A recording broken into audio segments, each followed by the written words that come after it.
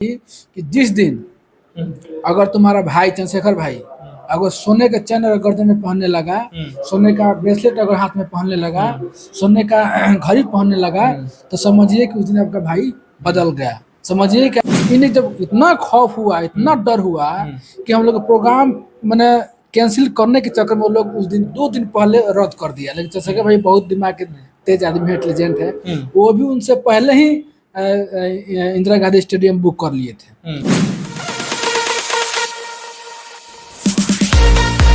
मौजूदगी है छपरा में और मेरे साथ जुड़ चुके हैं राजेंद्र रोशनी जो कि भीम आर्मी के जिला अध्यक्ष हैं और इनसे कुछ खास बातचीत करेंगे जो कि कुछ मुद्दों पे, क्योंकि और चंद्रशेखर आजाद जी से मिलते हैं, क्या अपने जिला अपने क्षेत्र के बारे में राजेंद्र जी बात करते हैं, इसी बीच बात करेंगे इनसे और कुछ जानने का प्रयास करेंगे। स्वागत है सर आपका। आपके बहुत बहुत धन्यवाद है और जितने भी आपके चैनल से लोग देख रहे हैं सबसे दुकानदार जय भीम नमो बुद्धाय। आप 11 सितंबर के दिन गए थे दिल्ली में चंद्रशेखर जी के आंदोलन में, क्रीमी लेयर को लेकर क्या क्या उसमें बात हुई और क्या अपने जिला को बात चंद्रशेखर आजाद के सामने रखी? देखिए, सबसे बड़ी बात यह है कि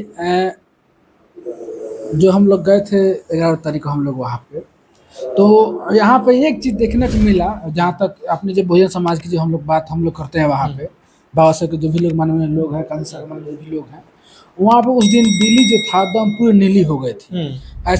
ऐसा गली नहीं था, कोई ऐसा मोहल्ला नहीं था, कोई ऐसा रास्ता नहीं था जिसमें नीला झंडा ना दिखाई दिया हो। इतना मैंने भीड़, मैंने सफल नहीं, उसको हम डबल सफल बोलेंगे हम।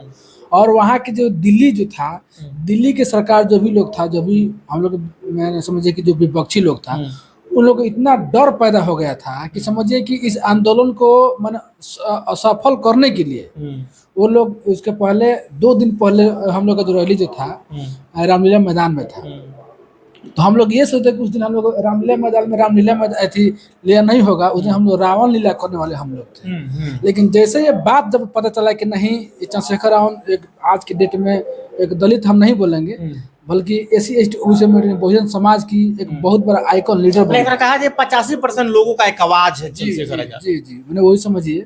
और इन्हें जब इतना खौफ हुआ, इतना डर हुआ कि हम लोग प्रोग्राम मैंने कैंसिल करने के चक्कर में वो लोग उस दिन 2 दिन पहले रद्द कर दिया। लेकिन चंद्रशेखर भाई बहुत दिमाग के तेज आदमी है, इंटेलिजेंट है, वो भी उनसे पहले ही इंदिरा गांधी स्टेडियम बुक कर लिए थे। और जब हम लोग गए अंदर, इतना भीड़ था, समझिए कि मेरा भीड़ से मेरा सर दर्द करने लगा। इतना भीड़ था, जाने में हमको समझिए कि आधा घंटा लग गया हमको जाने में। वहाँ पे मैंने अंदर अगर समझिए अगर 5,000 मिनिमम बता रहे हैं कि अगर 5,000 इसमें आदमी बैठेगा तो जबरदस्ती उसमें 20,000 लोग गया था अंदर। एक कुर्सी पे 3 आदमी बैठा था वहाँ, और एक कुर्सी पे 3 आदमी, जहाँ 5,000 का कैपेसिटी, वहाँ 20,000 लोगों को बैठा। बिल्कुल इतना भीड़, यानी पूरे कहा जाए कि हर एक राज्य से लोग पहुंचे। बिल्कुल मैंने इतना भीड़ था कि जीवन में मैंने अभी तक मैंने उस टाइप का भीड़ नहीं था किसी भी नेता में। यहाँ पे ये भी सुनने में आया कि बाबा साहब के बाद कोई इतना भीड़ कोई पता कहती अगर हुआ एकत्रित किया है तो चंद्रशेखर भाई हुए हैं।